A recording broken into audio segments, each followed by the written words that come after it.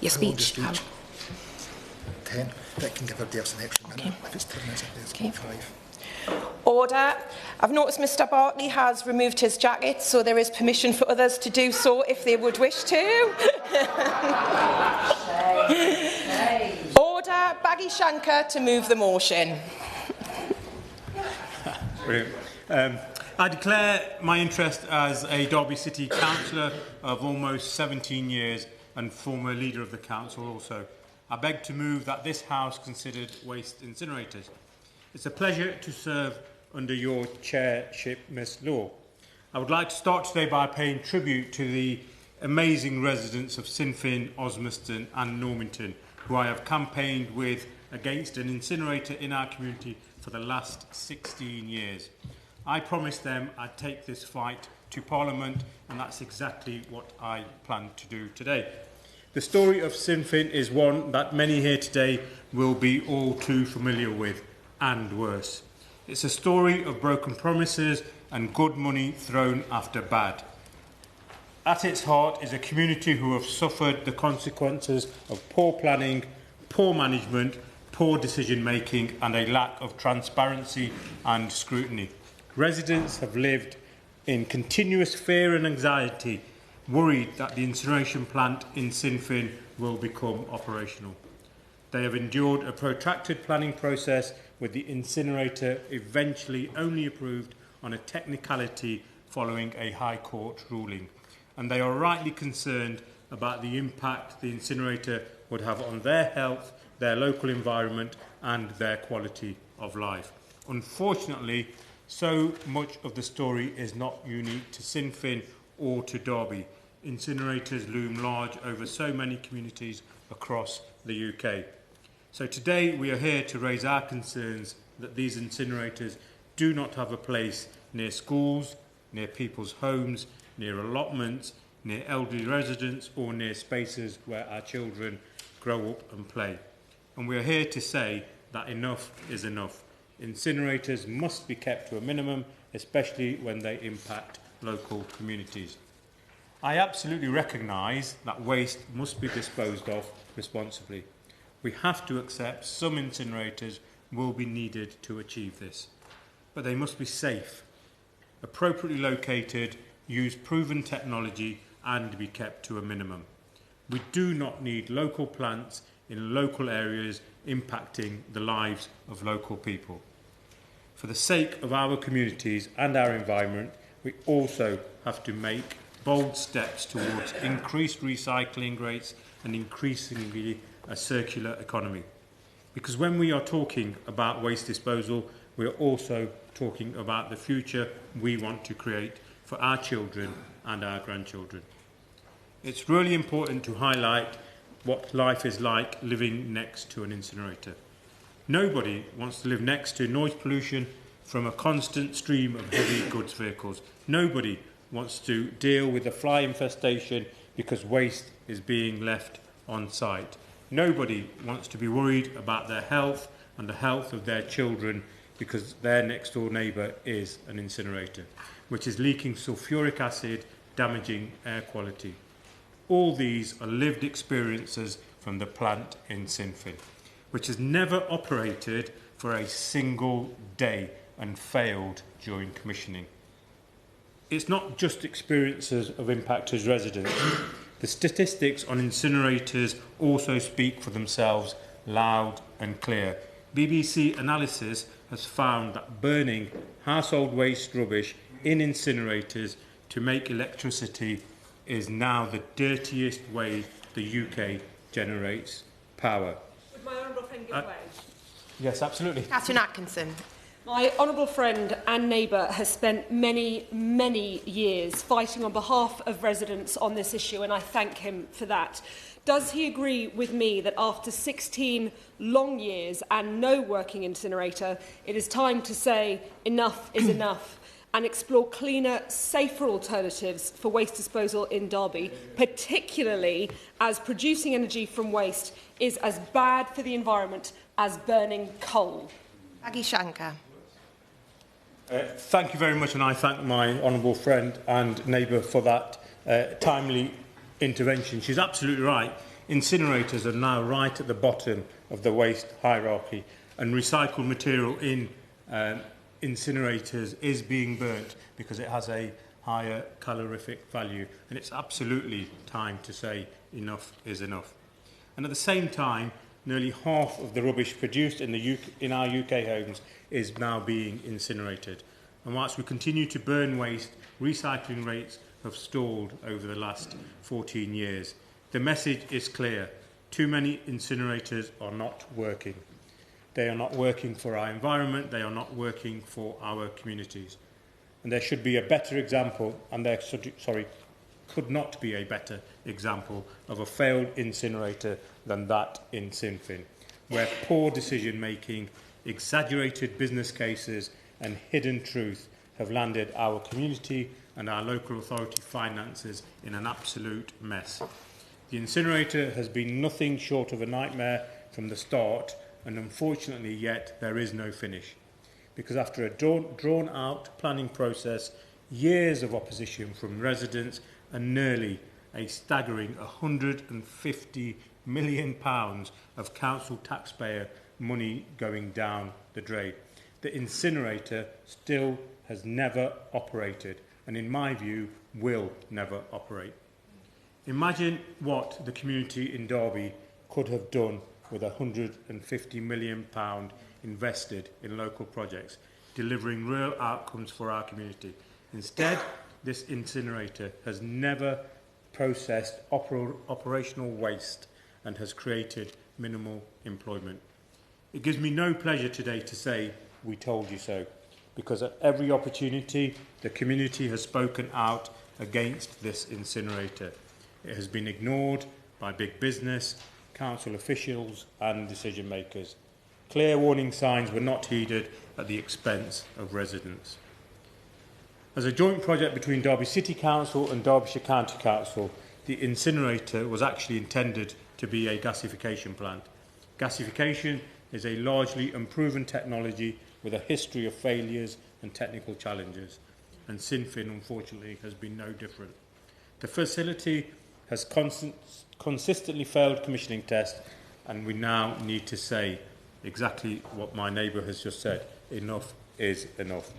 The Sinfin incinerator does not have a place, and we do not want it here. The councils have now selected 3 potential partners to try another time to operate this plant, but huge question marks over the viability of the project remain. I would urge all involved to do the right thing by our local community and say to this incinerator, enough is enough. Because over the last 16 years, it's the people of Sinfin and Osmiston who have suffered the consequences of this shocking mismanagement. Understandably, they have lost trust in politicians, in council officials, because whilst residents were ignored, consultants have been making millions on this project. During attempts to commission the plant, residents have suffered vile smells despite a promise from operators and officers that there would be no smell off-site. In fact, they were told it's impossible for this plant to emit odours. One resident has in fact said to us, "Where we are, the stench is really strong and smells like rotting food. We have been getting loads of flies around here as well. The summer has been horrendous. We've had to keep our windows closed in very hot weather because when we open them, it is just awful." Sitting with your windows shut throughout the summer is no way to live. I wish I was not, but I am absolutely confident that other honourable members gathered today will share similar stories from their constituents. And whether residents' concerns relate to health, noise, pollution or the environment, we know that incinerators are not working for too many of our communities. But we also know that waste needs to be disposed of responsibly, so where does this leave us? As the Committee on Climate Change states, we need a step change towards a circular economy. That means transitioning away from incinerators and urgently increasing recycle rates, which have been shockingly low in recent years. Because as DEFRA data shows, higher rates of incineration mean lower rates of recycling. This is known in the industry as deliver to pay.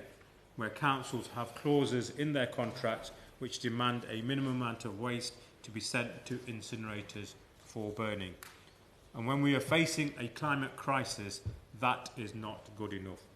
We do not have time to lose getting it wrong on waste disposal methods which harm our communities and harm our planet. I wholeheartedly welcome the steps which this government has taken to crack down on waste incinerators by introducing stricter standards for new builds, which include tougher local and environmental conditions. It's absolutely right that projects will be required to maximise efficiency and support the delivery of economic growth, net zero and move to a circular economy. But for Sinn Féin residents, these measures are sadly too late. They are stuck with an incinerator that does not and will not work. And they can only be certain of one thing: every attempt to get this incinerator working means more of their hard-earned taxpayer money getting thrown down the drain on this white elephant. I today urge the Minister to instruct senior officials in her department to investigate this mess and meet with me to discuss how we can better protect communities like Sinn Féin, who are stuck living a prolonged nightmare as an incinerator looms over their lives.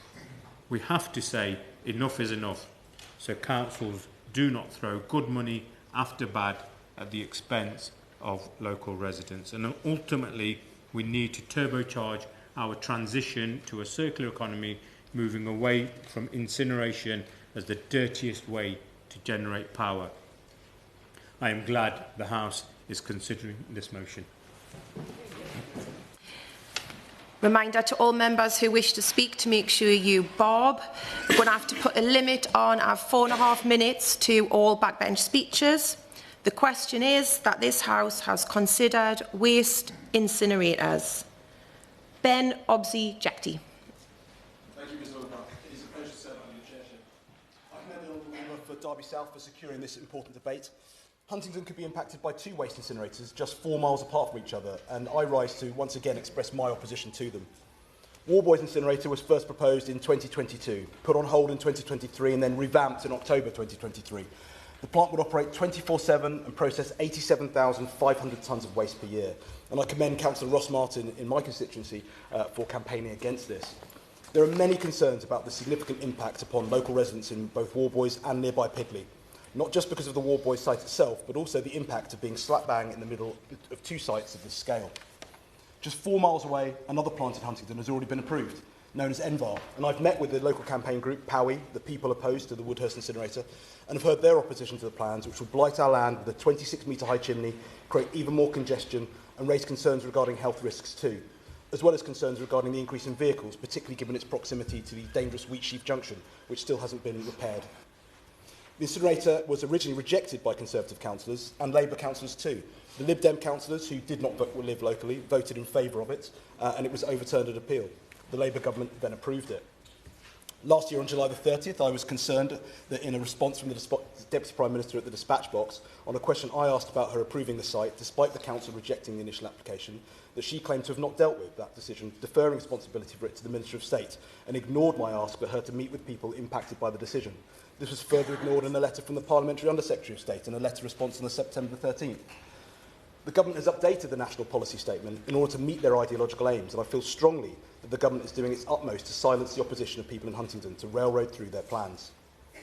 Residents across Woodhurst, Oldhurst, Pidley, Somersham, Colne, Bluntisham, Needingworth and the market town of St Ives will likely be impacted by Envar, with the residents of Pidley and Warboys being impacted by both Envar and the Warboys incinerator. St Ives is the second largest town in my constituency, and this incinerator is right on their doorstep. The Deputy Prime Minister did not consider the scheme to be in accordance with the Huntingdonshire Local Plan, paragraph 23, and my constituents need clarification on precisely why the decision was deemed beneficial above and beyond the local plan. Local job creation was given significant weighting within the decision process, even though only 22 additional jobs would be created at the site. My constituents want to know why this was given such significant weighting with so few jobs being created. Given the NHS 2023 clinical waste strategy outlines the need to reduce waste incineration and the development of in-house capability should be viewed as a strategic priority, I'm at a loss to the justification for the approval of a privately owned healthcare waste recovery facility. I'd be grateful for the Minister to explain this. I would also add that given this is a medical waste incinerator, I asked the Government what the current medical waste incineration capacity was in the county, and the Government doesn't know. So I'm at a loss as to how they can know that the additional capacity is even required. To conclude, I want to hear why the Government seem to be rewriting rules to fit their aims over even giving my constituents the courtesy of listening to them. I want clarity on why things like just over 20 jobs being created outweigh the raft of concerns from impacted local residents. But finally, I would like to extend my invitation for the third time to the Deputy Prime Minister or any of the ministerial team to sit down and explain their decision to the people of Pidley, to Woodhurst, Oldhurst, Somersham, Colne, Bluntisham, Needingworth and St Ives. Explain the process, the justification and why their voices, and indeed those of their elected councillors, have thus far been ignored by the Government. Lee Barron. Thank you, Chair. I say it's an honour to serve under your chairship. I wanted to raise the issue of an incinerator that's received planning permission on Shelton Road in Corby, because I believe that the planning system is being exploited at best. It's certainly being played without a shadow of a doubt. Corby is a growing new town. The site that I'll refer to is on an ex-Ironside site which has a sludge lagoon. The planning permission for the Corby incinerator was applied for in 2013 and was granted on February the 7th, 2014. That's over a decade ago. The only public consultation lasted for 20 days, with one single notice being placed in the Northants Telegraph. Most residents didn't even know or had no idea about the incinerator at all. DEFRA's temporary pause on issuing permits ended on the 24th of May 2024. And the Environment Agency permit was granted just 11 days later for this incinerator. No community funds, Section 106 money, has ever been raised from the project. Planning permission has not expired, despite the fact that it's over a decade old, because work has started on the site. What they've basically done is built a pathway. The site itself has not yet been built out, leaving residents uncertain about the future.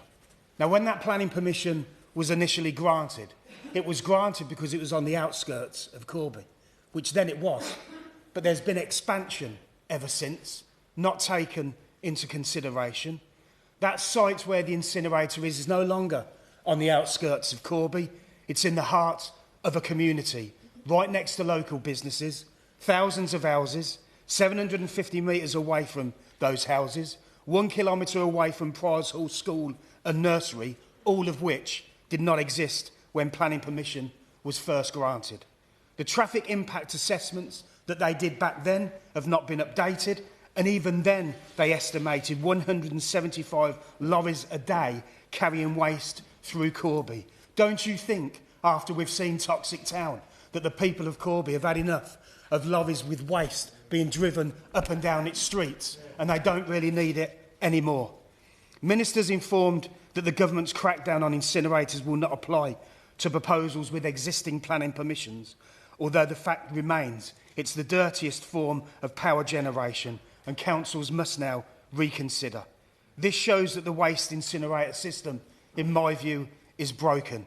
And in the case of Corby, we must have a reconsideration and have a full review of the planning permission that was given for that site over a decade ago, yet not one brick has been built to put that incinerator in place. And the local circumstance has changed beyond all recognition. And I think that's the least we can do for the people of Corby. Samantha Niblett. Thank you very much. It's an honour to serve under your chairship today. And I want to thank to my honourable friend Baggy for securing this debate today and for the opportunity to address this important issue. As his neighbour, as the Member of Parliament for South Derbyshire, I stand here today to voice concerns of some of my constituents about the proposed new incinerator in Swadlincote. Having met with both the lead campaigner against the proposed incinerator, as well as For Balance, the two companies that want to build and run the incinerator, I want to start by acknowledging that we do have a significant waste management challenge in our county.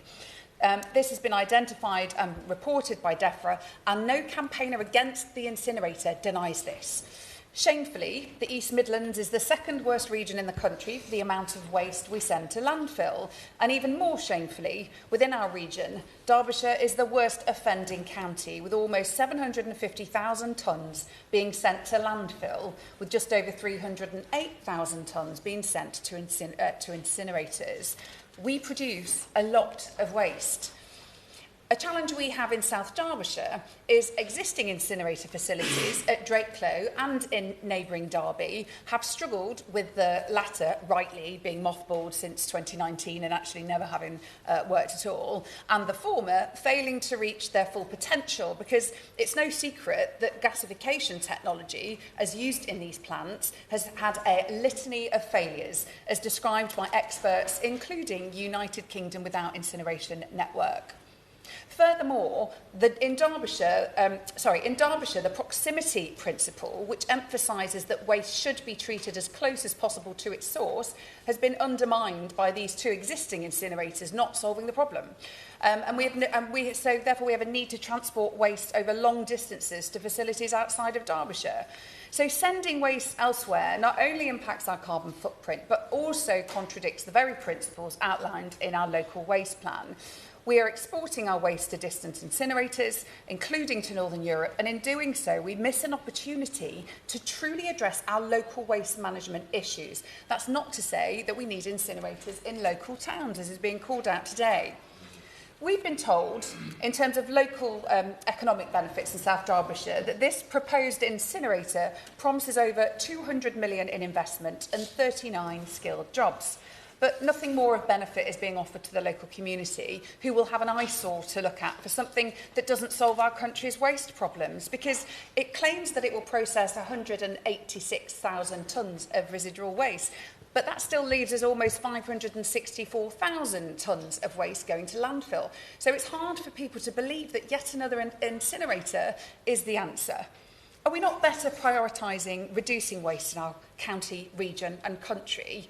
Because even when claims that new tech means zero emissions and some of the outputs from incinerators can support sustainable practices, such as creating sustainable aviation fuel from plastics, as the aviation industry targets net zero by 2050, but the truth is, where materials are being burnt, there will always be concern about the releasing of harmful chemicals and emissions into the atmosphere.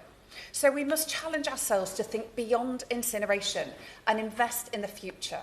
A future where waste is managed sustainably and where the environment is protected for generations to come. Thank you. Lincoln Jopp. Thank you, Ms Lord. It's a pleasure to serve under your chairmanship, and I congratulate the member for Derby South for securing this debate, my speech, I hope, will be a lesson to those of you lucky enough not yet to have an incinerator in your constituency. Mine is the Surrey Waste Transfer Station in my constituency of Spelthorne. Spelthorne, for those of you who thought it was in Lancashire or Lincolnshire, is actually the only borough north of the River Thames in Surrey. So why someone decided to put Surrey's eco-centre right on its northern boundary, it remains a mystery to me. Nevertheless, it was opposed by the Borough Council and by the public. And in the face of that opposition, nevertheless, it went through. And for those members who represent constituencies to the west of London, you may know it subliminally as you drive out on the M3. Just as the M3 starts, before you get to the M25, it's all green and beautiful, and then you see this horrific chimney pumping out goodness knows what into the atmosphere. It was planned to be a gasification plant, so post-recycling, that waste would then go into the gasifier. The gasifier would then produce the electricity to run the anaerobic digestion plant, where food waste would go. The trouble is, like the Honourable Member for Derby South, it doesn't work. The gasifier has never worked to optimum capacity, has continually broken down, and the process doesn't work because then it doesn't produce enough electricity to run the anaerobic digester, and anyway, Surrey isn't diverting enough of its food waste into the anaerobic digester for it to run at capacity and throw off additional electricity onto the grid system. So I hope that that will be a lesson to those of you who are, and do come and have a look at the case study, for those of you who want to build your case against further incinerators, because the noise pollution, the air pollution and indeed the water pollution caused by food waste leakages have all plagued the local people, and it is a source of considerable frustration. So what can we learn from all of this? Well, I think the first thing we all ought to learn is that we should all be wasting far less food. A quarter to a third of all food in this country ends up in landfill, and that is appalling when so many are hungry. I'm blessed with an amazing charity called Surplus to Supper, who take in 4 tons of food waste a day, food a day from supermarkets within a 7 to 8 mile radius, and produce hundreds of thousands of meals a year for before and after school clubs. I recommend again that you look at the Surplus to Supper model. Second one I think we can take from this is that I heard the Secretary of State saying that we were in a sprint to decarbonise our economy.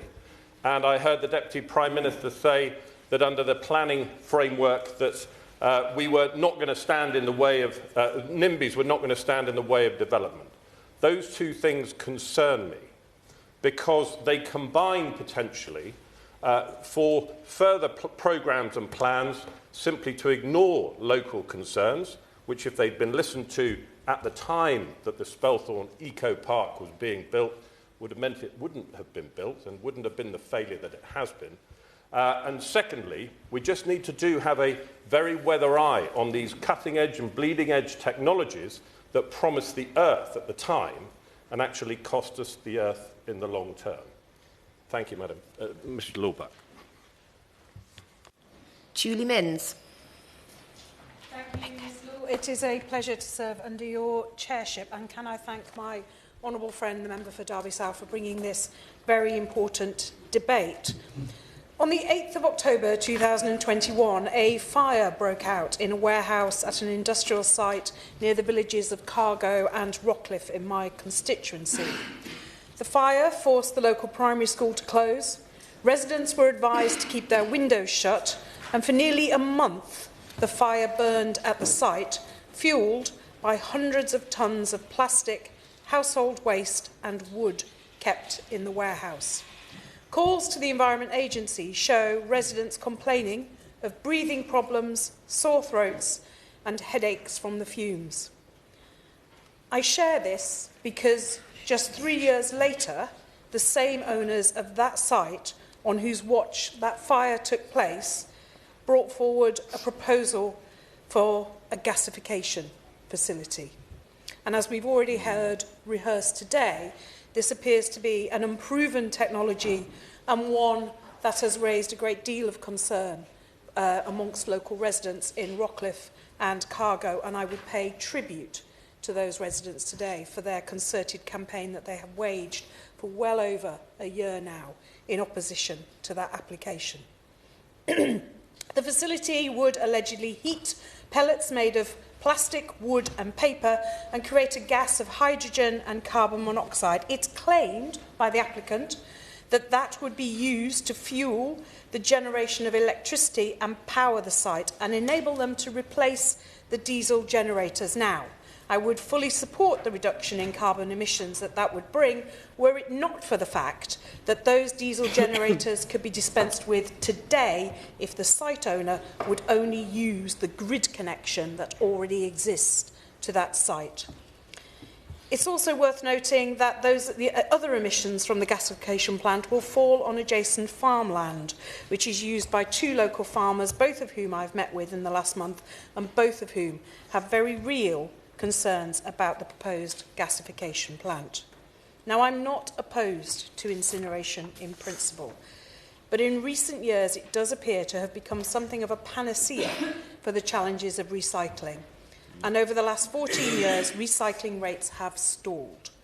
Almost half of waste collected by local authorities in 2022-23 was incinerated, with just 40% being recycled. Rather than pursue recycling, we appear now to have regulations that encourage businesses simply to burn waste. And that unfortunate trend is all too apparent in my constituency of Carlisle and North Cumbria. Just a stone's throw from the proposed gasification plant is another site, also the subject of a planning application for, yes, another incinerator. It should not fall to villages like Cargo and Rockcliffe to become unofficial waste clusters. And that's why I'm glad the government is proposing stricter new local environmental conditions. Incinerators can have their place, but they must not be allowed to be a means to making a fast buck out of burning the resources we should be recycling. Jeremy Corbyn. Thank you. Thank you, Ms Buck, and it's a pleasure to serve under your chairmanship. I welcome this debate, and I welcome the member for Derby South and the way he introduced it and the excellent intervention made by his colleague from Derby North, because this is a crucial debate. In my own constituency, we've had debates in the past in this chamber where, unusually, the member for Chingford and myself joined forces together to oppose the... Yes, it's true, absolutely. Joined forces together to oppose the expansion of the Edmonton incinerator for a number of reasons. One was the levels of pollution that it would create. Secondly, that it is placed in a quite poor area of North London. And thirdly, that the exhaust gases from it would then descend over into Essex and land finally there, causing all kinds of problems as a result of it. And we opposed it because it was an overcapacity.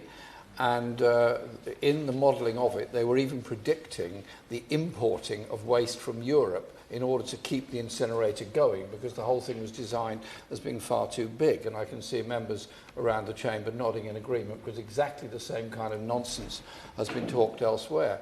And when the government is represented at the UN Plastics Treaty Convention in Geneva in this August, they might, if they've got a moment, go and have a chat with the mayor of Geneva. Very interesting. I spent a very interesting evening with him some years ago and asked him what his problems were. And he said, I complimented him on the levels of recycling in the city, which are very good and very high and very well run. And he said, fantastic. The problem is we're stuck with a PFI type incinerator, which needs a vast amount of rubbish to keep it going. So they have to truck burnable waste from Milan through the Alps to Geneva to burn it to keep the incinerator going. This is the economics of the madhouse if we're doing that sort of thing. And so whilst I recognise we can't immediately end all incineration, the fact that we've got the expansion, for example, of the Edmonton incinerator, which is producing 700,000 tonnes of greenhouse gas emissions every year, and the recycling rates of the North London boroughs are better than they were. None of them are very good, and the Minister, when she comes to reply, will probably remember the occasion when she and I were both in Islington. She was a councillor, and we discovered some Islington waste had turned up in Indonesia, which is obviously a handy place to take your waste to from Finsbury Park. I mean, it was utterly absurd. And so we need to have a different and better approach to waste in this country. Incineration is actually a sort of faux recycling. People say, well, it's okay, it's burnt, it's gone. It's not. It's not gone. What it is burnt, and you get a pollution from it. Yes, you do generate electricity from it. Yes, you do get some road building materials from the ash, but surely we should be looking instead at the levels of recycling rates. And on the government's own estimates, 55% of all waste is readily recyclable, quite a bit more is partially recyclable, and there's only a sort of 8 to 10% is absolutely impossible to recycle. We need a different approach and a different attitude within our society. And so I hope when the Minister comes to reply, she'll be able to tell us that there will be no new licences for new incinerators in this country. She will look at the licences we've got at the present time and see where we can reduce incineration to a much lower level. I recognise it's difficult to get rid of it all straight away. And thirdly, that there's going to be a big government initiative on recycling rates, and that means looking at household as well as industrial collections, because Too little is recycled. Too much food waste goes into landfill or to incineration when it should and could be composted. But if we have 45 different systems of waste collection from household waste, then you're bound to get confusion. Let's have a simpler system, much better composting and recycling, and an attitude which is about working with our environment, not destroying it. Lloyd Hatton. Thank you. It is a pleasure to serve under your chairship, and I would like to begin by thanking the honourable member for Derby South for securing today's important and timely debate. Yesterday, a High Court judge rejected a statutory review into Powerfuel's planning application for a proposed waste incinerator on Portland in my constituency. This follows the granting of an environmental permit by the Environment Agency earlier this year. This week's legal decision is deeply disappointing, but we should never have reached this stage in the first place. Constructing a waste incinerator on Portland makes no sense for a whole list of reasons. First, there are serious health concerns with building an incinerator so close to a built-up area and nearby to a prison. The proposed location of the incinerator is only a few hundred metres from this prison. I remain deeply alarmed by the idea that polluting technology should get the go-ahead on the island. Second, alongside my community, I am deeply concerned about the negative impact an incinerator would have on our precious Jurassic coast. Building an incinerator on the edge of a UNESCO World Heritage Site would be a deeply, deeply damaging world first. Third, I worry about the potential impact an incinerator will have on our local economy and our status as a hub for sailing and water sports. Countless local business owners have raised their objections with me at every stage. They must not be overlooked. And you needn't take my word for it, Chair. Portland is the proud home of the National Sailing Academy, where Olympic sailors train and live nearby. Elite sailors have made it abundantly clear that building an incinerator next door to the academy would be a disastrous decision. And just recently, the Royal Yachting Association has also taken the unprecedented decision to announce that they will independently investigate the potential health impact of an incinerator if it is built. Finally, there is little need for a waste incinerator to be built on Portland. As the national campaign group UK Win has already highlighted in their research, we are at risk of building too many incinerators across the country, which could lead to a problem of overcapacity. I do not want to see a nightmare scenario where Britain is importing waste from across the world simply to keep these incinerators running. To be completely blunt, I'm opposed to any new incinerators being built locally or anywhere else across the country at the present time. Now, as has already been mentioned, we know that incinerators are the dirtiest way Britain generates power, as underlined by a recent BBC investigation. Regretfully, incinerators across the country have been found time and again to have breached environmental permits with the emission of harmful pollutants. That is why I'm once again calling for a nationwide ban. The government is moving in the right direction, but they must move so much further and so much faster. They have introduced strict new environmental rules for new proposals, but the scope of these rules must be widened significantly.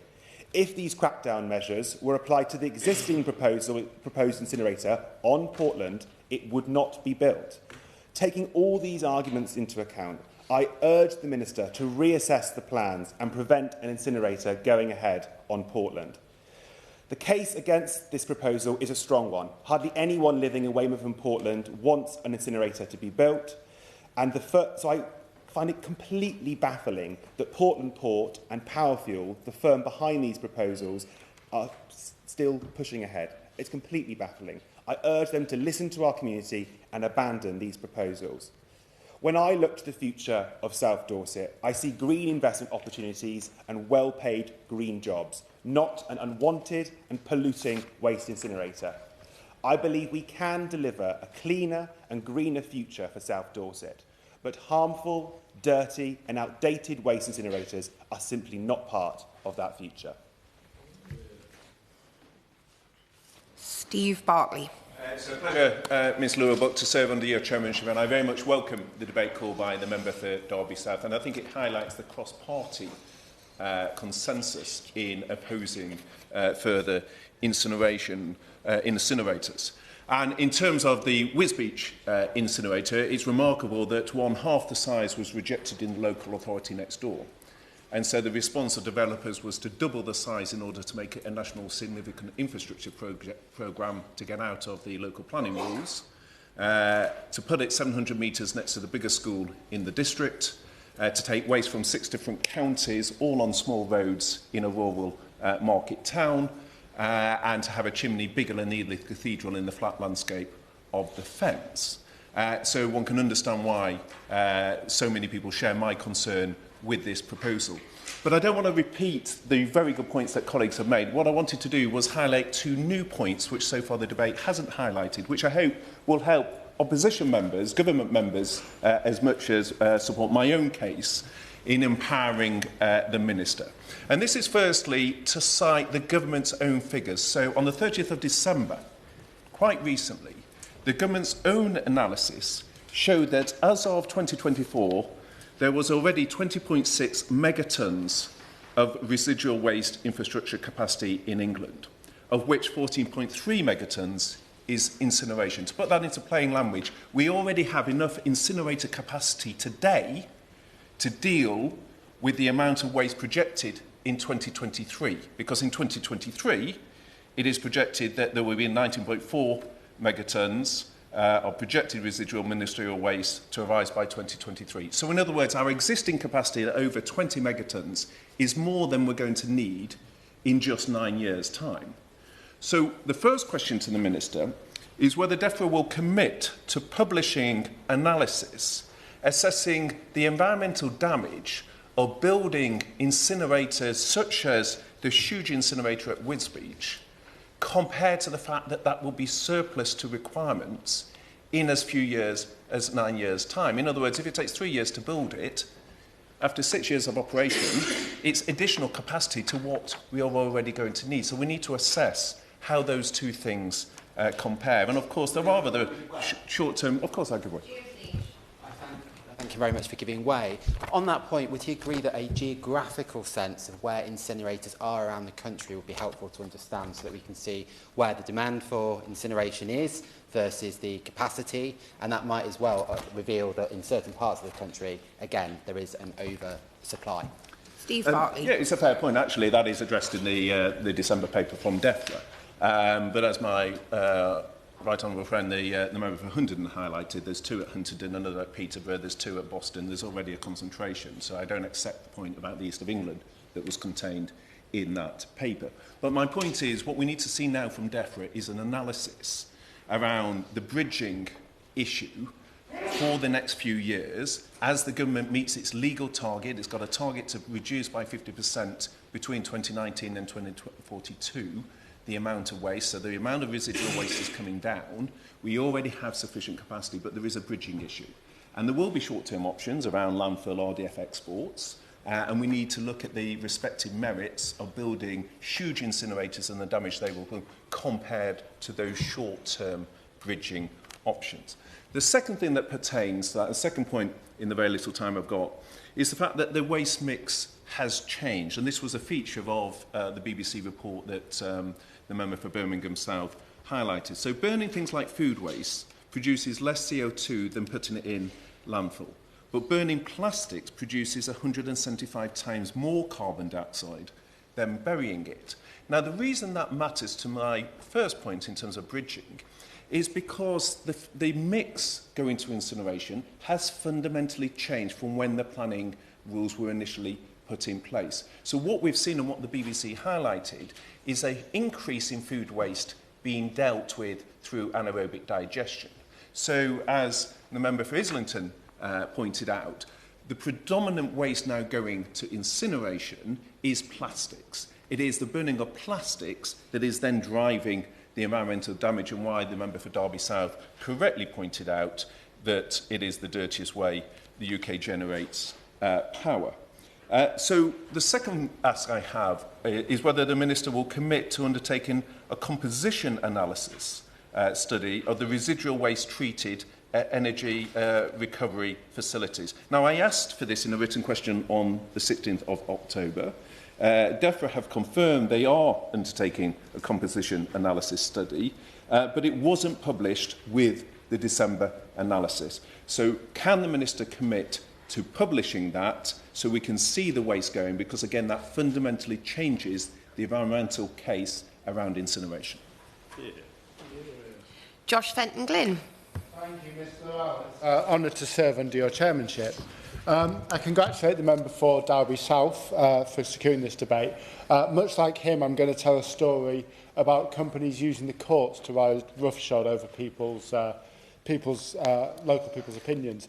And I'm rising to speak about the proposal for an incinerator in Calderdale after myself and my honourable friend, the member for Halifax, feel like we've spent months banging our head against a brick wall regarding this proposal. The incinerator is built on the border between our constituencies, and while located in Halifax, I speak with her permission, as you'll be well aware that fumes from such an incinerator do not respect constituency boundaries. The story of this incineration is a cautionary tale about the way that wealthy companies can ride roughshod over the wishes of a local community.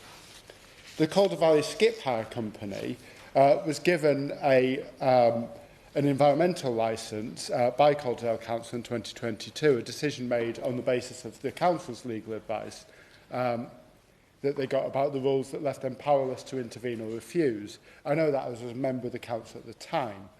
The local community, however, appealed that decision and reviewed this, finding, and the planning inspector reversed the decision to grant the application on the basis that the risk to health and the lack of good information about the impact of the valley and vegetation on smoke dispersal meant that they couldn't go ahead with it. So far, so good. The system working as it should, the courts upholding standards. However, rather than making changes and appealing the decision, the site owners just withdrew the application and resubmitted it as a fresh application, showing no respect for the community or the decisions that had already been made. The Council, with similar legal advice received last time, have then gone ahead and granted the application again. The decision is being reviewed again. The incinerator in Calderdale has been opposed by our local communities, local councillors, particularly Councillor Adam Wilkinson many times. It has received over 900 objections and is objected to by both the local MPs. Unfortunately, when unscrupulous developments wish to seek legal options, they attempt to water down communities' voices and force them into submission. And frankly, Madam Chairman, there comes a point when our job in this chamber is to stand up for our local communities, to say that enough is enough. So I thank the member for securing today's debate, and I will continue to speak for my residents in Calder Valley, the residents in Halifax, on this issue, because frankly there are some things that are more important than the profit of a company. Ewan Steenbank. I extend my gratitude to my honourable friend from Derby South for securing this debate and all he has done today to represent his constituents. The concept of the waste hierarchy, while not new, remains as relevant as ever. As waste generation continues to increase and risk greater environmental impact, waste management needs to evolve accordingly. Prevent, reduce, reuse, recycle, recover, and then and only then dispose. Sadly, we've seen too much stagnation at driving waste up this hierarchy. Cleaner technology than incineration is progressing rapidly, and many of the options presented in Project Willow last month for investment in Grangemouth involved novel waste management or biofeedstock technologies. These advancements could help reduce the demand for incinerators in Scotland, so if anyone is interested in investing in the opportunities at Grangemouth, I urge them to get in contact with our DESNE's ministerial team. I previously served as a councillor for the Falkirk South Ward and was the Labour Group portfolio lead in climate and waste for 2 years. Waste management issues were at the forefront of my work there, including addressing concerns about waste disposal sites. It is clear to me that what happens to waste after collection is as of critical importance to our constituents as how it is collected. In Falkirk, my constituency, the principal landfill site is Avondale. This does serve a nationwide need and is currently the only landfill site in Scotland capable of storing hazardous waste. However, the smell from the site can often be a persistent concern for my Pullman constituents. While preferable to landfill, my view is that incinerators have served a purpose in allowing the transition away from landfill, but their costs are increasingly outweighing the benefits. The BBC report referred to today from October revealed that emissions per unit of energy from waste incineration are comparable to those from coal and nearly twice as much as those from gas. Energy from waste now accounts for a fifth of emissions from electricity production in the UK, while generating only 3% of the UK's electricity. What I think this highlights is a need for a strategic approach. Waste incineration is not a viable long-term solution if we are serious about our climate goals. The Scottish Government has accepted recommendations from the Stop, Sort, Burn, Bury review by delivering a moratorium in 2022, but contrary to another recommendation of the review, they have not provided an indicative cap on waste incinerators, and this risks entrenching a practice that they are otherwise indicating should be phased out. And many groups have raised reasonable concerns about the prospect of overcapacity of incinerators beyond the ban on biodegradable waste to landfill, which kicks in later this year in Scotland. In the meantime, councils continue to commission long-term energy from waste contracts. Falkirk Council, for instance, announced a 10-year contract for energy from waste in 2023. Luckily, the contractor, I would say, is now looking at integrating carbon capture and storage on site to mitigate the environmental impact on the site. The reality is that rising emissions from this practice, efforts to build infrastructure to mitigate the environmental impact of this, and risk of incinerator overcapacity point to the need to a much faster push on improving recycling rates, as many colleagues have stated today. Recycling rates currently stand at 44% in the UK, but 42.1% in Scotland, with Wales largely leading the way. I welcome that Falkirk recycling rates are sitting at 50.7%, which I credit to the ridiculously hard-working waste and climate change officers at Falkirk Council. I had the honour of working with in my capacity as a councillor, as well as the fantastic community volunteers such as my successful Labour councillor Claire Aitken, who has set up regular litter picks in our ward. But there is still so much more to be done to drive up recycling rates. As I said, a clear strategy is needed if we are to phase out incineration across the UK. Camp clear heads is the order of the day, so I would appreciate if the Minister could address three key questions I have. What discussions has she had with waste management industry and local authorities about phasing out waste incinerators, and how can any transition away from incineration be managed strategically? 2. What targets are in place to improve recycling rates across the UK by the end of this Parliament, and what expectations do we also have for our devolved partners? And what conversations are taking place regarding integrating carbon capture and storage with any existing or further waste incineration projects? Thank you, Chair. Liberal Democrat spokesperson, Luke Taylor. Thank you very much. Ms Lowell, it is a pleasure to serve under your chairship again. I'd first like to congratulate the Honourable Member for Derby South for securing this debate. Waste management is a huge issue and requires the attention of all of us in this House. We Liberal Democrats are committed to strengthening incentives to reduce both waste and our country's reliance on incinerators. While incineration of residual waste might be the least bad option available to handle our unrecycled and unseparated waste at the moment, it is far from the long-term solution that we need. Let's be absolutely clear. Incinerators are currently an unavoidable solution for many local councils. They are a deeply imperfect solution to a much bigger problem, though. When we get to the point where all of our commercial and domestic waste is avoided, reduced, reused, recycled and composted with no residual waste remaining, then I will be at the front of the march to shut down our energy from waste facilities, for they will have served their purpose. As correctly observed by a number of members already, incineration sits at the very, very bottom of the waste hierarchy. The energy that incinerators produce for local heat networks ideally will have been switched to air source and ground source heat pumps or waste heat from server farms, perhaps, leaving these towering structures finally silent. But we are a long way from that point. Today, well-managed and well-maintained incinerators are an effective and safe method for disposing of our residual waste. I will give Ben Obsi-Jecti. Thank the Chair. Could I just clarify that the Liberal Democrats' parliamentary position is that they are pro-incinerators, and can you tell me how many incinerators there are in Liberal Democrat constituencies? Yeah. I'm happy to clarify. Incinerations in the ERF is the least worst available option for disposing of our residual waste. He referred earlier to the ping-pong of different administrations, different political parties and their approach towards incineration, and his question about where incinerators sit. Well, my constituency, Sutton and Cheam, sits next to Carshalton and Wallington. Our borough, Sutton, has an incinerator in Beddington. It was initially given planning permission, as the Honourable Member speaks about, by the local council because of legal advice, but it was called in by a fellow called Boris Johnson. And what political party did he represent? He was a Conservative Mayor of London, and he reviewed the plans and he approved the incinerator in Sutton. As we currently have an incinerator operating in our constituency, as I say, approved by a Conservative London Mayor. I will go on. In the 2022 report, Chief Medical Officer Professor Chris Whitty wrote that the ERF is preferred over the use of landfill due to the opportunity to recover valuable and sustainable power. But they are not all well maintained, they are not all well managed.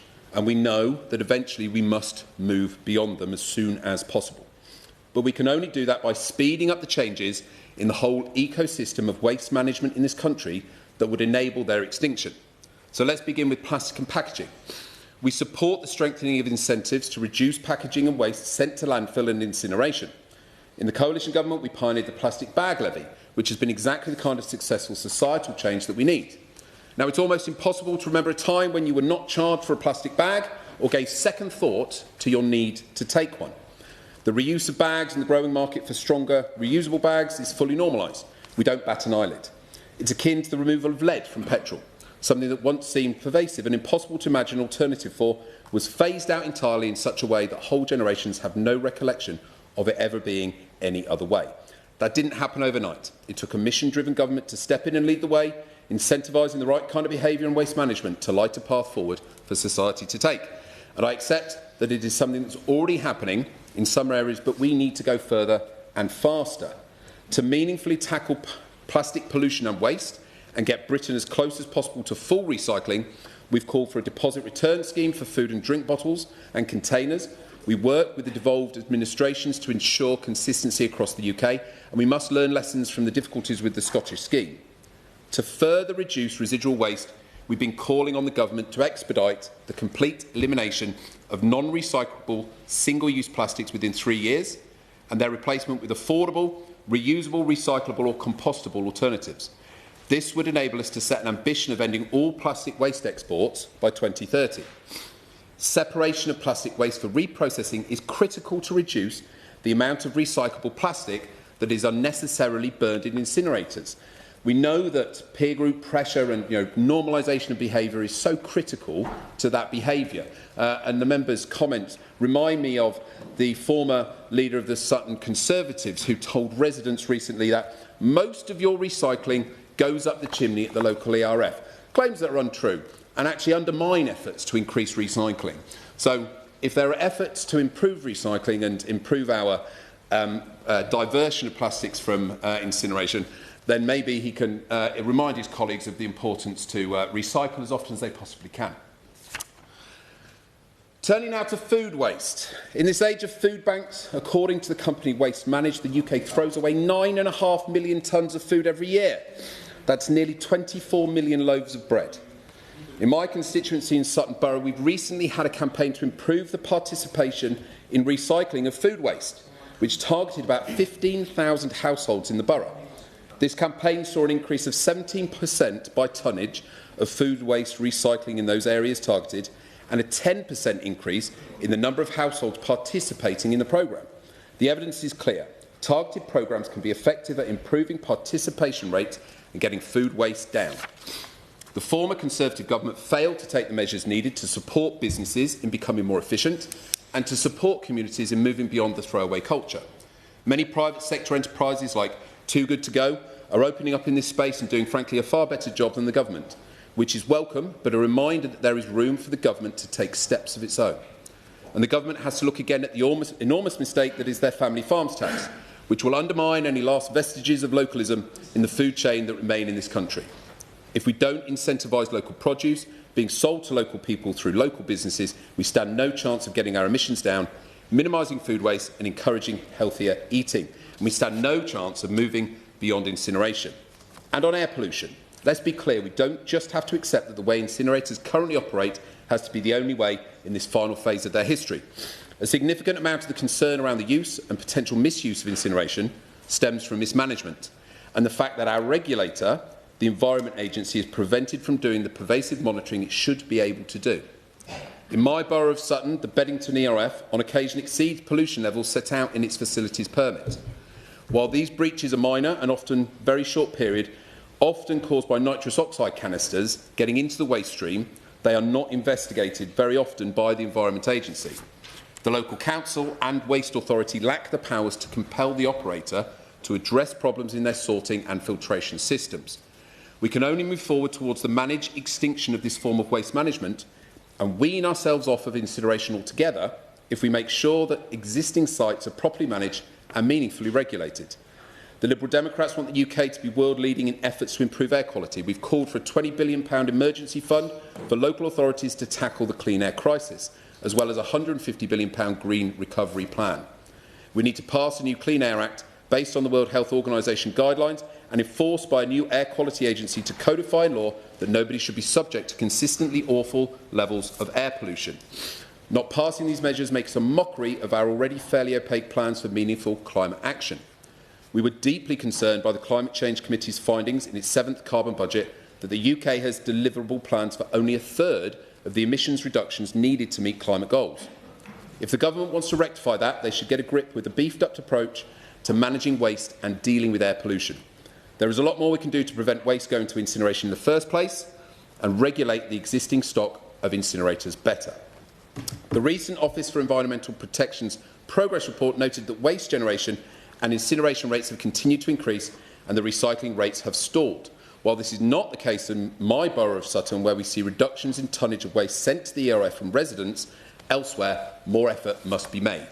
We need an active government to set up to the plate to reverse that worrying trend.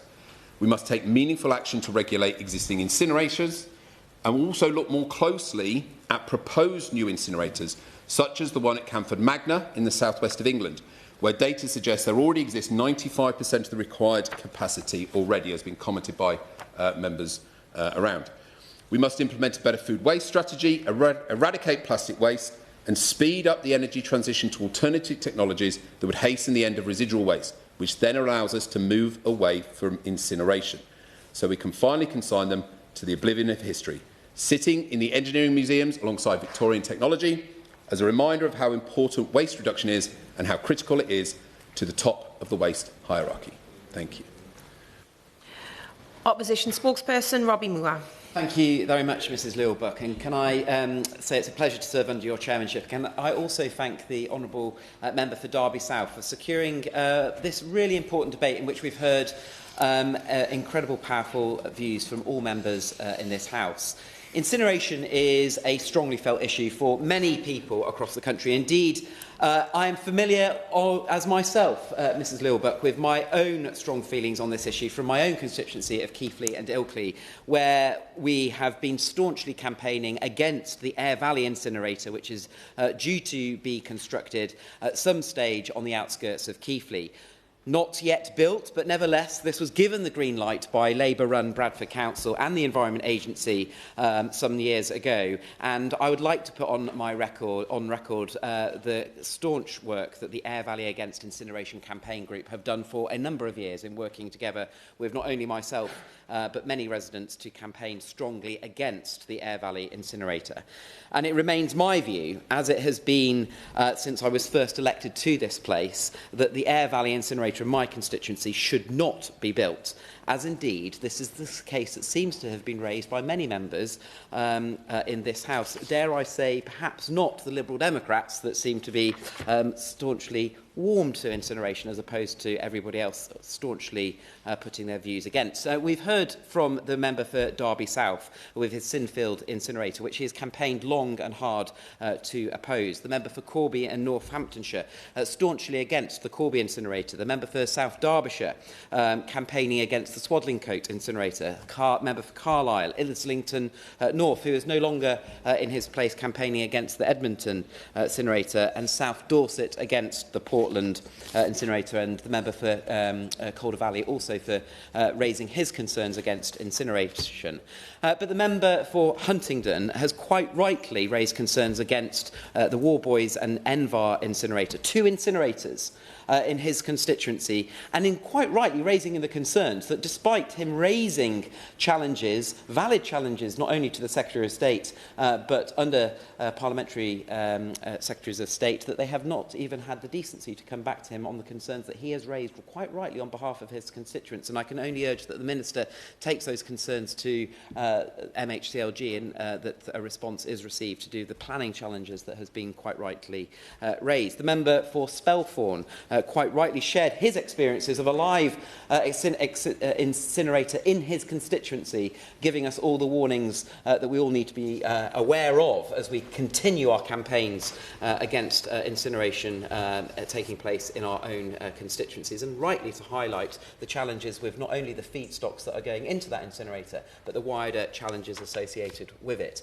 And my right honourable friend, the member for North East Cambridgeshire, who has been campaigning consistently against the Wisbech incinerator, where the applicants seemingly decided to get around going against their application being determined by the local planning authority, and making the scheme so big that it would cover 6 different counties that it had to be taken to a national strategic decision to be made, but quite rightly raising the concerns around capacity that it already exists within the system. And not only that, the huge challenge that exists that once a planning application has been approved, for even incinerators like mine in the Aire Valley that goes back to 2015, that technology has changed dramatically, but also the feedstocks that are being incinerated has changed dramatically as well, and therefore quite rightly advocating that the government should look at that, because all of the wider concerns that have been raised by members in this House to do with applications that are in the pipeline, whether it is with their local planning authority or indeed with the Environment Agency,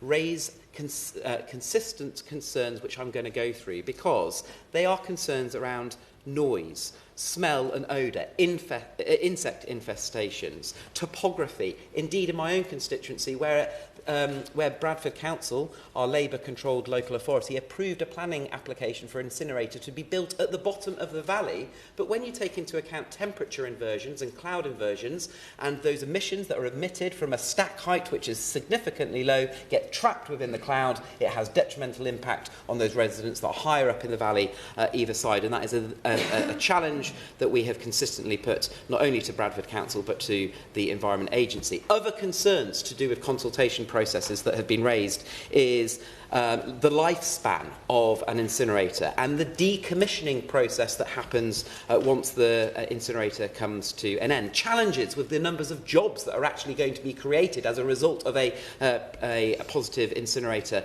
being approved, and actually challenging the electrical efficiency of an incinerator as well, not meeting the expectations that are initially provided when an application is considered. We've also heard challenges around Section 106 monies coming, and indeed the challenges associated if you have schools, nurseries, residents living in very close proximity to an incinerator being approved, and then highways considerations.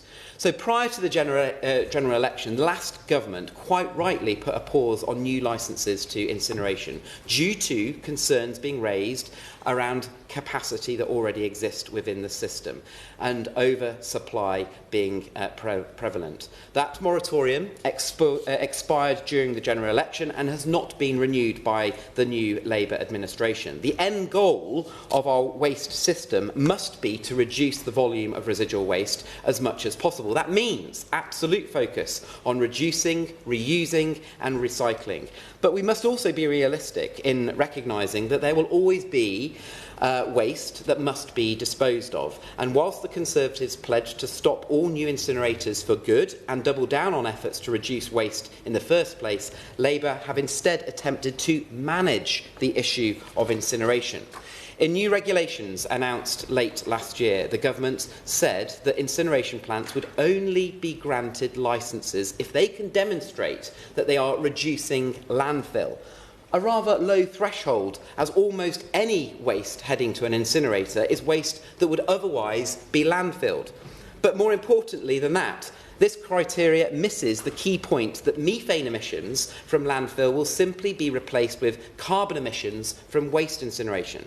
In fact, greenhouse gases from incinerators are more intense as landfills release their carbon much more slowly than incineration plants. And I fear that this landfill criteria is merely an attempt by this government to give a veneer of environmentally friendly credibility to a policy that would otherwise represent a failure to tackle the broader waste challenge. Another requirement is that new plants be carbon capture ready. But one is left to wonder how the government will assess this criteria when carbon capture technology is still in its infancy and certainly remains unproven.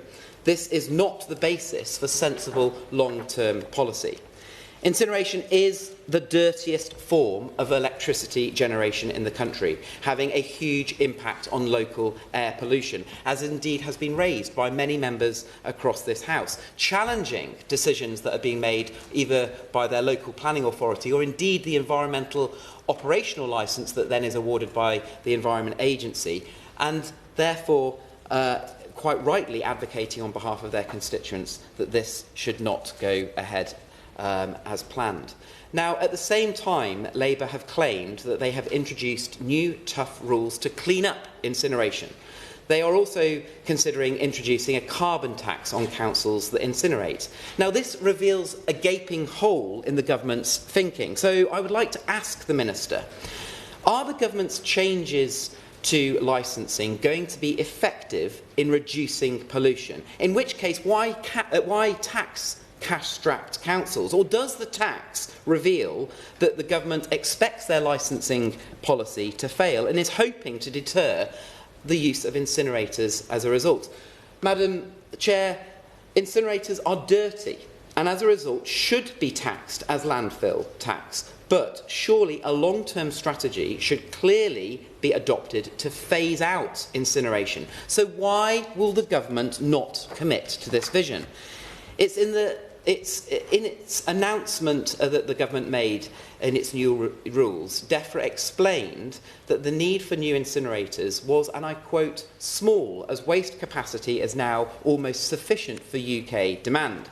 In which case, why will the government not provide reassurance to the thousands of campaigners across the country? Indeed, many of the members on both sides of this House have referenced the many campaigners that worked alongside them, and I've also made reference to the Air Valley Incineration Group in my own constituency. Why will the government not provide the reassurance to those many campaigners across the country and commit to building no more incinerators? Surely we would hope that the existing incineration plants reach their end of lives and we are sufficiently reducing residual waste as to not require any replacement. So what the government must do is come forward with their comprehensive vision for the future of UK waste. Otherwise, we are flying blind. So I urge the government to instigate an immediate stop to all new incinerators from being built, regardless of whether they have been approved or not, and regardless of whether they have been approved through a planning permission or indeed have an operational licence that's been awarded by the Environment Agency. Minister. Thank you very much indeed, Ms Lewell, and what a pleasure it is to speak under your chairship. I think for the second time in a fortnight we are truly blessed in seeing each other so frequently. Can I begin by thanking my honourable friend for Derby South for raising this important issue here today, and can I congratulate all honourable and right honourable speakers from all sides of the House who've taken part this afternoon. We've heard some very disturbing stories, and I was particularly horrified to hear the story of the fire in Carlisle and the consequent impacts that had, particularly on local children.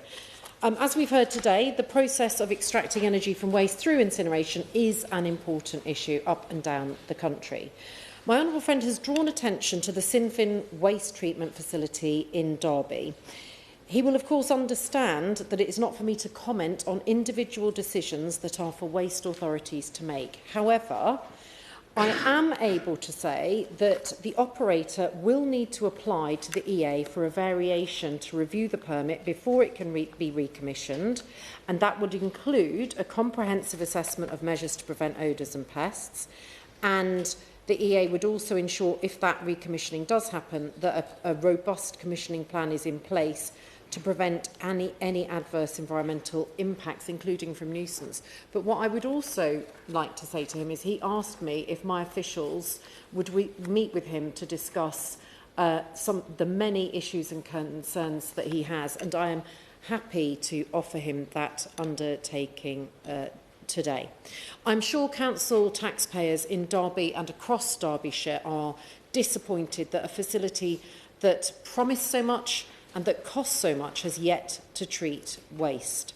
But I am pleased to set out the progress this government has made in delivering the long-awaited recycling reforms, our circular economy ambitions and our position in relation to energy from waste. And I don't think anyone can accuse us of having been slack in this area. And I would just say to the honourable gentleman for Huntingdon, I'm sure through the magic of Hansard and the government processes that he will shortly receive a response to the letters that he's raised to government colleagues in MHCLG. So let me take you back, Miss Lewell, right back to 15 years ago. Under the party office, and it was, of course, a coalition at that point. And basically, the last 15 years, we've seen recycling rates stall and in some places go backwards. So we still have too much waste dealt with through incineration or landfill. Half of waste, over 50%, collected by local authorities in 23-24 was incinerated, just 41% recycled. And incidents like the Right Honourable Gentleman for Islington North, who we go back a long way, raised, have really damaged people's confidence in our recycling system. The incident of the carrier bag or the letter turning up in Indonesia, what that shows to us all is that there is no such place as a way. We only have materials, and in an uncertain and turbulent world, we need to take steps to address that. We have done so at pace. We have introduced reforms that will create 21,000 green jobs and stimulate £10 billion of investment in recycling capability. And that is what is underpinning our ambition to recycle 65% of municipal waste by 2035. So we're going to get from 41% last year to 65% in 10 years' time. That is a bold ambition. These are the biggest changes to recycling waste since the last Labour government back in 2001-2 introduced the landfill tax. And so this is a step change. And what I would just gently point out is that not everybody in this room voted for the deposit return scheme, which is one of the 3 pillars which they, as the Right Honourable Gentleman for North East Cambridgeshire, developed when he was in Secretary of State for DEFRA, developed as one of these 3 big pillars of reform. The Honourable Gentleman for Keighley was absent on the vote on the floor of the House on deposit return scheme. I'm glad to see that he, by his absence, somehow maybe did support the reforms that he had worked on when he was a government minister. So I would just gently say, yes, I will. Jeremy Corbyn. I thank the Minister for giving way. On the question of recycling, does she agree with me that one of the problems is there are too many collection systems that operate differently in different boroughs and different places? Secondly, people living in flats often find it very difficult to either store waste in order for it to be collected once a week, and the levels of compostable waste recycling are very low in those places. Does her department agree with this, and is she prepared to take any action to try to improve those rates of recycling? Minister. Well, I've set out the actions that we're taking to drive up recycling rates, and one of those actions is to put paid to the situation which we inherited when we came in, which was where there was proposals for up to 7 bins through the simpler recycling reforms. We've been really clear that we're going to have black bin waste, mandatory food collections in every local authority, because that does not happen. It does obviously in Islington. But it does not happen with uniformity across the country. So mandatory food waste recycling came in for businesses on the 1st of April this year. It comes in for local authorities on the 1st of April 2026. And that standardisation of recycling and collections should actually help all of us do better and do our part. And I do take on board the point that he makes about collecting from flats. There are really serious problems. One of the issues is that recyclable waste is often put into the black bins, and so they get full very quickly when actually a lot of stuff could be taken out. So this is what we're trying to do. The deposit return scheme, the simpler recycling, and the extended producer responsibility are really big step changes developed under the previous government, carried on through us, and carried on at speed, because we have no time to waste. We've got to move away from our linear, unsustainable take, make, throw model. where we just extract things, make things and throw them away. We want to have a situation where we end the throwaway society and where things that are made in Britain are made and built to last as they were in the olden times. I will.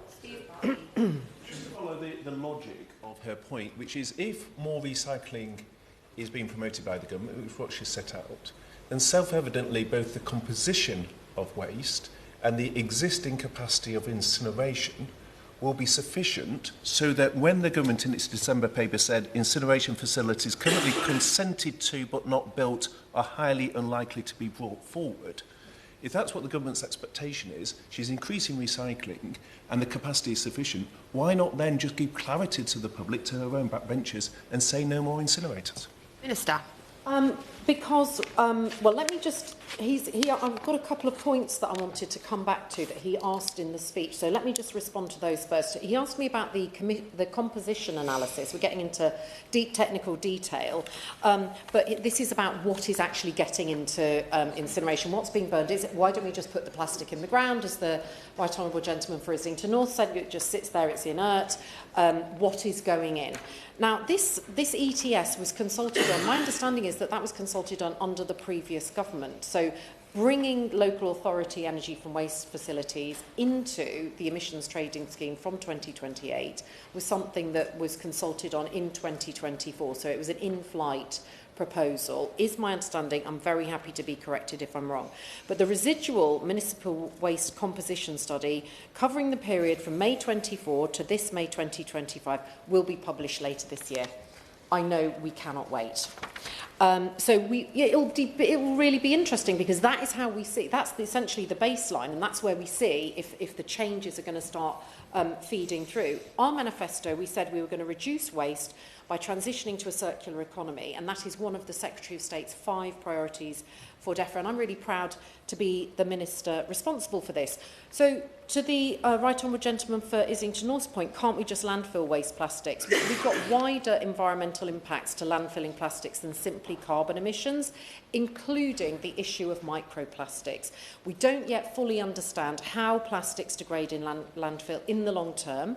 We know emerging research is exploring the potential of plastic degrading bacteria in landfills, which could break down plastics and in turn impact greenhouse gas emissions. But what I would gently say is that we cannot solve today's problems by storing them up for future generations. So the UK emissions trading scheme is minded to expand the scope of the emissions trading scheme to include energy from waste facilities.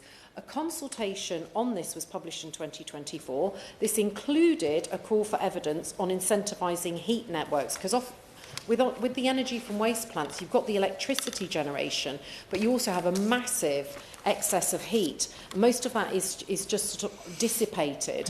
And of course, it's much more efficient to have that running through, as indeed Coventry City Council have with their 1 mile long pipe under the London Road, and then go into heating the local swimming pool or heating Coventry University's buildings. The authority, I understand, will respond in due course. We set out at the end of last year that we will require proposals for new facilities to demonstrate they will facilitate the diversion of residual waste away from landfill or enable the replacement of older, less efficient facilities. This position reflects the evidence and analysis we have published. It reflects the waste hierarchy, and it is congruent with the transition to a circular economy. Even after successful delivery of our recycling reforms, there will be sufficient residual waste capacity to treat forecast municipal residual waste arising at national level. So on that, he is correct. But there were 5 areas in England where more than half of residual waste collected by local authorities was sent to landfill in 23-24. And landfill was also still relied on for an estimated 5.4 million tonnes of non-municipal, non-major mineral wastes in 2022, which is the most recent year for which data is available. So we know about the waste that goes into our bin, but there's a lot of other stuff that is coming out of construction sites, etc. So we are, I hope the Honourable Gentleman for Rushcliffe, we've had a chat about this in the lobby, but that analysis that we did and published back in at the very end of December does set out the kind of regional disparities and kind of the regional capacities, and it's a good read. Sure. I listened to the comments about capacity. I wondered, I appreciate she doesn't have the details, and maybe doesn't have the specific details in front of her, but I'd be very interested to know if Cambridgeshire sits within one of those regions that is under capacity, and that's the reason for the number of incinerators being built in the constituencies. And there's an additional point, which is slightly tangential, I appreciate, but residents in the village of Pidley, in my constituency, are going to find themselves equidistant between two incinerators if both end up being approved. Is there a minimum distance from which a village could expect to be from an incinerator? And if that's the case, what is that minimum distance? Minister. As I understand it in law, it's for local planning authorities to decide on the planning applications, and he won't be surprised to hear that I haven't memorised the full 60 pages. I do my best. But I'm just not that good. So I'm very happy to write to him on the Cambridgeshire point, but it is online and he can see what is there. Just back to the ETS piece, the consultation proposed aligning with packaging extended producer responsibility. So that would allow local councils to pass emission trading costs from incineration of plastic packaging waste to producers of plastic packaging. And it also sought views on how best to support local authorities in managing those ETS costs. Now, I'm going to make progress, Ms Lewell, if I may. And it's not for the Environment Agency to decide where an energy for waste plant gets built or whether it is the right solution for treating waste. Environmental permits can only be revoked by the Environment Agency where there is clear and ongoing evidence of non-compliance. I've discussed simpler recycling. We've also got a £15 million. We heard some excellent examples from the Honourable Gentleman for Sutton and Cheam about food waste, too good to go, etc. £15 million food waste grant, which has been set up by this government to tackle on-farm food surplus. So we've also set up the Circular Economy Task Force, bringing together experts from government, industry, academia and civil society to work with businesses on what they want to see to create the best possible conditions for investment. And we are developing a new circular economy strategy for England. This will mean an economy-wide transformation in our relationship with our precious materials. It will kickstart the government's mission to have economic growth, make us a clean energy superpower and accelerate to net zero. And through our efforts to tackle waste crime, and there is a great deal of it in the waste sector, to take back our streets. Our announcement our announcement around the capacity side, we know that there is a need to minimise waste incineration. It is still a better option than throwing rubbish into landfill. Energy from waste facilities provide around 3% of the UK's total energy generation, and they can support decarbonising heating our homes and businesses, helping to cut bills for customers. Energy from waste can both maximise the value of those resources that have reached the true end of life and avoid the greater environmental impact of landfill, which in itself creates its own problems. So I will move to my closing remarks to give the Honourable Gentleman the time to respond. I would just encourage investors, financiers and businesses to invest in infrastructure that supports the movement of resources up the waste hierarchy, and our recycling infrastructure capacity analysis, published in partnership with RAP, alongside our packaging reforms, identified forecast capacity investment opportunities of 1.7 million tonnes a year for paper packaging reprocessing, 324,000 tonnes a year for plastic packaging reprocessing by 2035. That is where we want to unlock investment. And last week, my officials met with the Lord Mayor of London, Dutch officials, and members of the UK and Dutch financial sectors to agree that we would form a circular economy finance coalition to boost investment in the transition to a circular economy, to which we are committed. This is no small task, but by working together, we must keep our resources in use for longer. Baggy Shankar, 1 minute to wind up. Thank you very much, Chair. Look, can I just start by thanking everybody for participating in this really important debate this afternoon. I thank the Minister for agreeing my request to ask officials from DEFRA to look in the specific issues and concerns I have with the Symphony incinerator and have had for many years now. But also the important messages that a number of honourable and right honourable members have raised today about the industry as a whole. The lack of transparency when these planning applications are going through and when in certain cases plants are running, and also the lack of testing the business case once these plants are in operation, because those two things, from my experience, don't marry up, and the Environment Agency and other authorities then seem to be powerless when the incinerators don't perform. Order. In the way Order. I'd like to thank all members who were eagle-eyed enough to indeed spot that my name has changed. The notice in front is correct and accurate.